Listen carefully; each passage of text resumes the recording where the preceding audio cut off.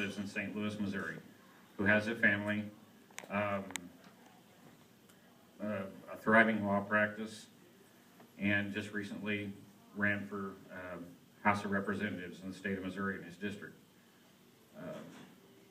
To send me a message from somebody he barely knew. Forever, like I said, will be more meaningful to me than a lot of things.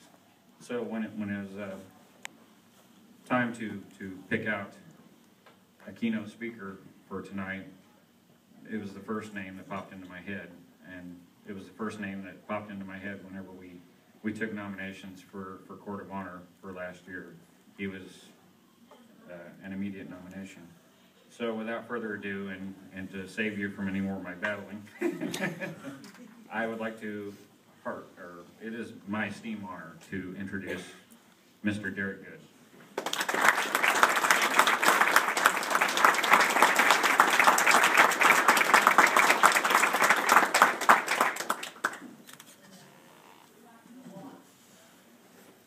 You know, my wife always gets on me because I never come prepared for anything, to speak at least. I'm a trial attorney. I'm so used to hearing the evidence and then standing up and just winging it. 6 or 8 weeks ago, I'm going to get on the ball. I download this book, and I'm reading about Lee, and I'm reading about leadership, and I'm going to prepare it, right? Mm-hmm. Well, thank goodness my dad drove on the way down today because it wasn't ready. And I'm still not sure it's ready. But I'll tell you, one of the things I didn't count on was having tears in my eyes when I came up, and I appreciate that, Harry. But the chapter in the city means so much to my wife and I, and the school, and you know, we did what we could. And I came back down a couple weeks after that with the Missouri Trial Attorneys Emergency Response Team to help whoever needed it with legal questions and so on. It was a rewarding experience for us too. And as I talk about some other things later, and it's so exciting to see the actives here. Hey, guys, the philanthropic activities that you're doing now, it's teaching you to continue to do that in life. And it is so important for you to continue to do that, for you to be a part of your community. You know, I've continued to do things for MDA. I fish in the tournament for MDA every year. And I'm not going to tell you it's going to pay back for you like this, but I won a $54,000 boat at that tournament a couple years ago, so I like MDA. But that's been a great experience to continue to help with MDA. You know, you open the cover and you'll look at all that nonsense on the inside, and it's just things I do for the community. You know, I do for my community up there. I try to come back and do what I can down here, and it's always an honor to be with this group. You know, Perry mentioned I ran for the House of Representatives, and he called me. He said, "I want you to come speak, win or lose. We still want you to speak." And unlike Dr. Speck, I did not make it to Jeff City this year. But I will. Yeah. And so I was going to put my request in for 2014 for the family thing. I think we should come to St. Louis and knock doors. That's getting ahead of the game a little bit. You know, sit and listen to a couple other things that I want to touch on that I heard tonight. And Chad was talking about we were lucky to have enough numbers to fill our officer positions. And it's true, we were. And I tell you, I was coming to talk about leadership, and I look at these young gentlemen that are leading this chapter now, and to see that the GPA came up, and a 30% growth in chapter, and I don't know, this is 30 active members or 3 active members here or something like that. It's, you know, those numbers boggle my mind. And I'll tell you what else it tells me. It tells me when you look at the leadership of the current guys versus my number one, Donnie, apparently they're doing something right. What did you do, Derrick? One thing Donnie did do right, though, I'll tell you, gentlemen, I don't know what our GPA was, but I challenge you to match it when you had Mr. Whedon, Dr. Wagner, and myself. I think we were probably a little above 2.9. As Chad told you, we didn't even have enough to fill out the officers, so you put 3 of us in there, and it came up pretty quick. But it does. It means so much, and you know, with the color run thing, I hope they have great participation with that. I know I've talked to the chapter a little bit about that. And anytime you guys have questions, feel free to call, and don't forget John's got a law license too. But I'm more than happy to talk about those issues. I have no idea what the words that I prepared, if they're going to make sense or not. But unlike Chad, who still uses paper, I'm one of those Republicans that believe in the environment a little bit, so I try to save that. But, you know, I wanted to start off and tell you guys really how proud I am of the chapter. I mean, gosh, a Marshall Award. Never in my dreams would I have seen us get that. Sure, would we have talked about it or thought about it? Absolutely. But the fact that you actually brought it home, I mean, that's just incredible, guys. So, what do you do when you're asked to speak at convivium? You figure out what convivium is, right? So I looked it up. You know, my first year, before I came to Southern, I was at Southeast Missouri State University for a year. And we had a little old lady, Dr. Cooper, who lived just off of campus. She had a grand piano in her living room and scotch on it. And she was more than willing to share. But she taught a creative and critical thinking class. We walked in the first day, and she wrote on the board the word calipigian. The second day we come into class, and she says, okay, who wrote down that word? And there was a few geeks, and it was an honors class, so we were all geeks, but a few really big geeks that raised their hand. A couple of them even raised their hand and said, yeah, we looked it up, we know what it meant. I'll tell you a little bit about Dr. Cooper. It means a person with a well-formed buttocks. Which, when you're a bunch of freshmen in college, it was, you know, kind of funny. So I learned, look a word up, right? Might be interesting. So the boring definition that I found was just that it was a banquet or a feast. You could find some that talked about drinking and so on along with it. You know, there was one definition that really stood out. It was actually a biology definition. It was a geographically isolated population of species that shows differentiation from other populations of the same species. Becomes a subspecies or ecotype. Isn't that what we strive for as men of the order? Don't we strive to be our own men, to stand out in a crowd, to follow in the footsteps of Lee, to act like a knight? And I just thought that that definition fit this night much better than just a banquet. So, Convivium is also on Super Bowl weekend, so what are we going to talk about? Well, you turn on the radio and you talk about the great leaders of the NFL, and I listened to some crazy interview with Randy Moss telling us how he's the greatest receiver ever. You know, I think that Jerry Rice came on after that and had a little bit to say about that. But that's not what we're here to talk about. You know, we're here to talk about real leadership. And I said I downloaded a book. I found a book called Robert E. Lee on Leadership, Executive Lessons in Character, Courage, and Vision. And it's got some great stuff. And at the end of each chapter, it has lead lessons, so kind of bullet points. And when you look at it, I encourage any of you, download it, buy it, because those bullet points say so much about leadership. I'm going to talk about some of those and how some of those apply in my life and hopefully in yours. You know, for those of you that are here and are guests, if you spend any time at all around a KA, you've heard talk of knighthood, you've heard talk of Robert E. Lee. And those things go to the very core of who we are and what we strive to do. You know, chivalry was one of the most remarkable periods in history. And we strive to fit those ideals. And there's not been a man since then that has exemplified those ideals the way that Lee did. There's so many qualities of Lee that we should strive to duplicate. And I said today, though, I want to talk about leadership, and I don't know that you can take leadership and isolate it as a single quality, because Lee was a complex man made up of lots of traits that fed his leadership. What is a leader? You look at some of the things that Lee said or did, and he believed that a leader's role is one of service, serving to achieve his army, his organization, his business, his team's goals, not his goals. It's about the greater good. It's someone who focuses on his subordinates and on their common goal, inspires them by his own devotion to achieving it. A leader knows that if he is generous with his time, that his people will be generous with their efforts. And you can see that in the local chapter. You heard tonight about the number of hours that the chapter has given, and you heard about the growth. And you can see by the representatives from the college that the chapter has respect, and it's because you're generous with that time. And we've talked, the Marshall Award has been mentioned several times. George C. Marshall, for who it is named, says that leadership requires taking responsibility, not asserting rank and privilege. Leadership is the most important consideration. And if any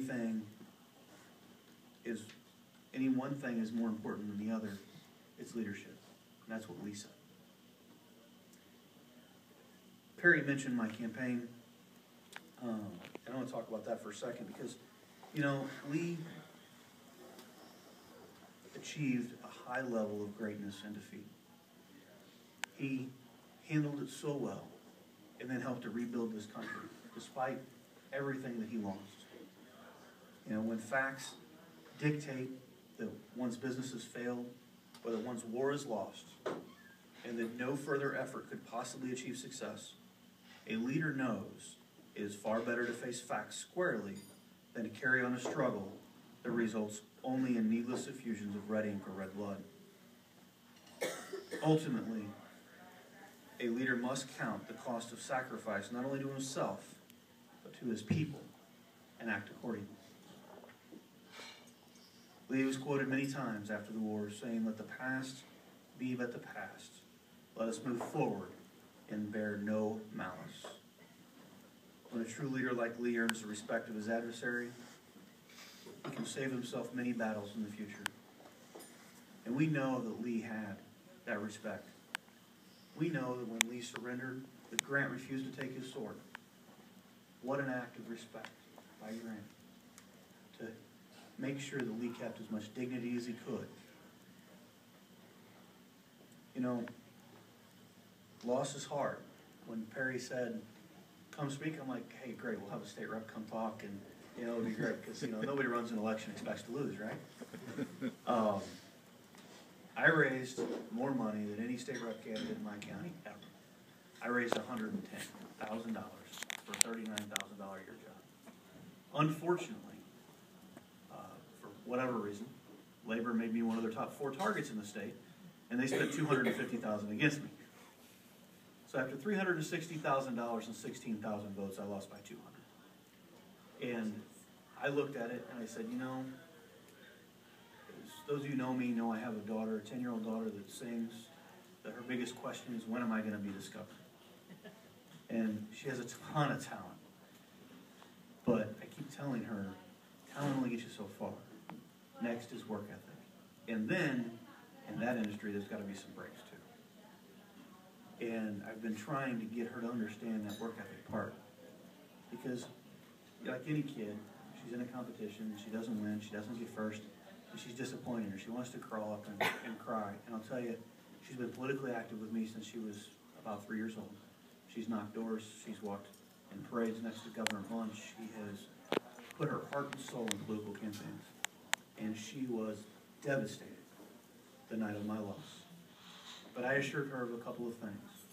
We weren't going away. We would be back. And I would handle it gracefully. And the next day, I called my opponent.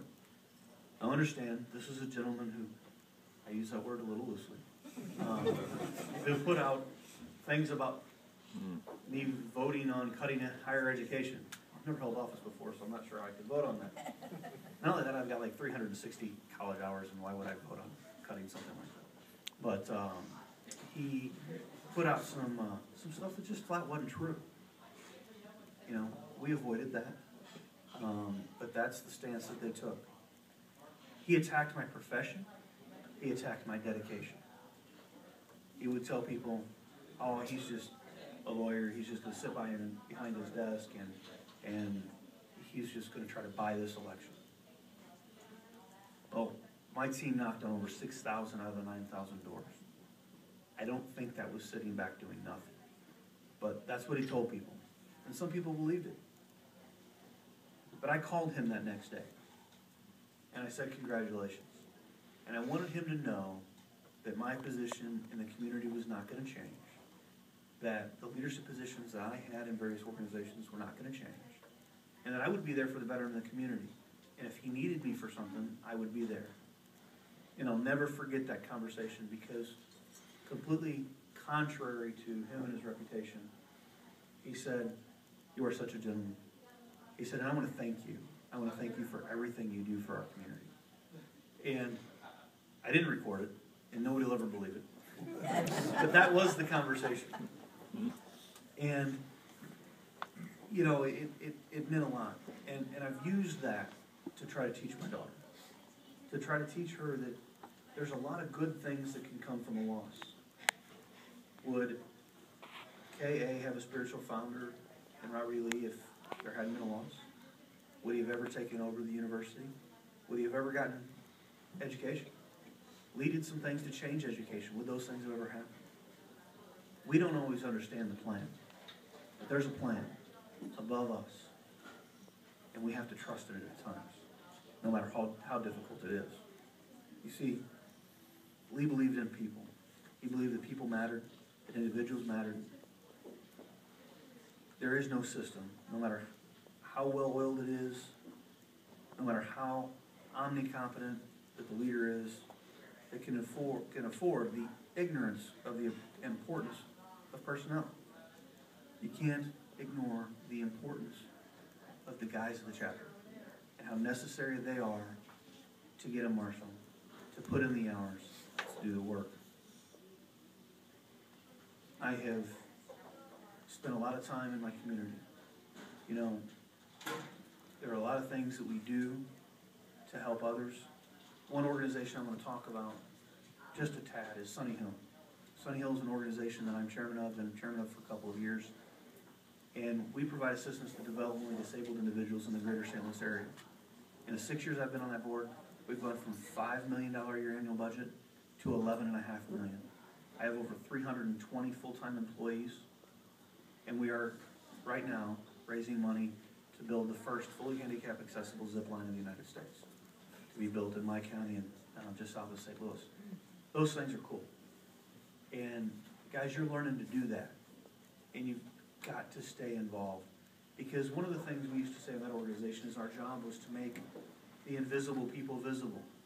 How many times have you walked down the hall at the mall and seen somebody with Downs or cerebral palsy and almost been embarrassed to look at them?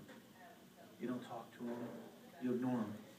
So our goal in that organization is to make their lives better. And I see that with MDA. I see that with the young gentlemen in this room. They're learning to dedicate their time and to put their efforts towards those activities. And I'm telling you, whether you've seen the end result or not, guys, it's worth it because you make a difference. Let's skip ahead because I know it's getting late. You know, Lee did things at times not because it's what he wanted to do, because he knew it was the right thing. It was his duty. He had an incredible sense of duty. A leader seizes the opportunities of the day. A leader knows when to put himself on the front line and inspire the people. A leader does his own reconnaissance. There is no substitute for knowing the ground or for knowing the realities of the marketplace. A leader treats subordinates kindly, and there is nothing to be gained by humiliating or oppressing subordinates. A leader's responsibility is to find subtle positions for his less experienced, less talented, or simply worn-out junior officers. And that was Lee's philosophy. And that should be the philosophy of the chapter and the alumni chapter and us in our regular lives.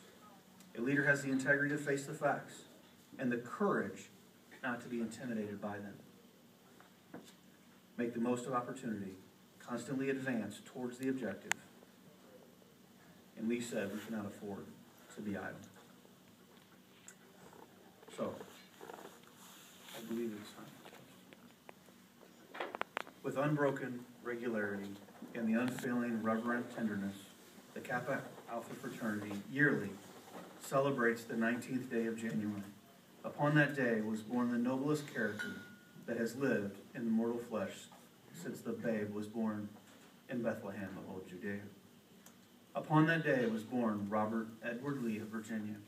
Upon that day was really born the creed in the matchless ritual of the Kappa Alpha Order.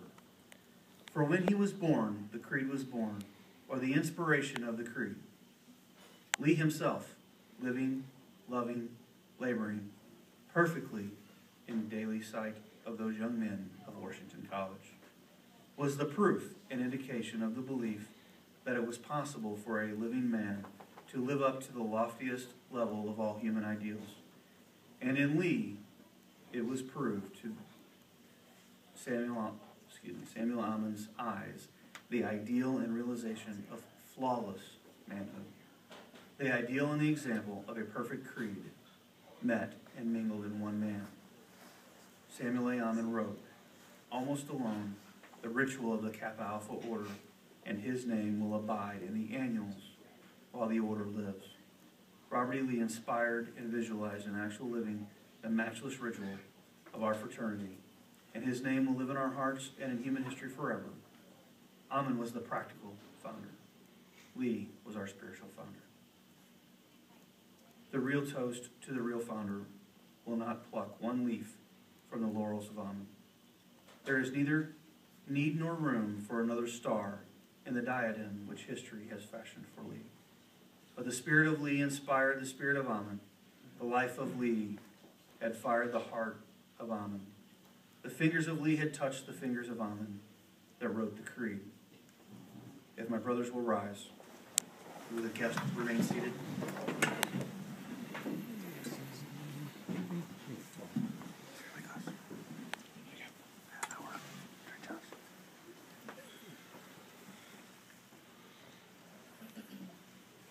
Knights, gentlemen, brethren, lift high your glasses here tonight, and in the liquid, spotless as his fame, let us pledge for all time the spiritual founder, the first, the last, and incomparable knight commander of the Kappa Alpha Order, Robert Edward Lee of Old Virginia.